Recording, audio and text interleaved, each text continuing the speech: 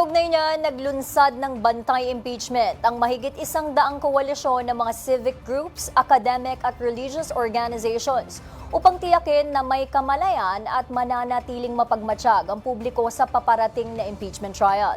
Magsisilbi rin itong plataporma para magbigay kaalaman sa publiko ukol sa proseso ng impeachment, pati na sa mga legal at konstitusyonal na issue kaugnay nito. Kasabay ng pagtitiyak na magiging patas ang paglilitis sa kamay ng mga uupong senator judges. Ayon sa dating mambabatas na si Franz Castro, kapag ginagamit sa mali ang pondo ng pamahalaan, mga ordinaryong Pilipino ang sumasalo sa masamang epekto nito na nakikita sa kakulangan ng social services at mahinang pamumuno na mas nagpapalala sa korupsyon. Kaya isang paraan, aniya, ang bantay impeachment upang makita ng publiko kung ang mga kaganapan sa impeachment court ay tumutugon sa mga pang-araw-araw na pasanin ng mga Pilipino.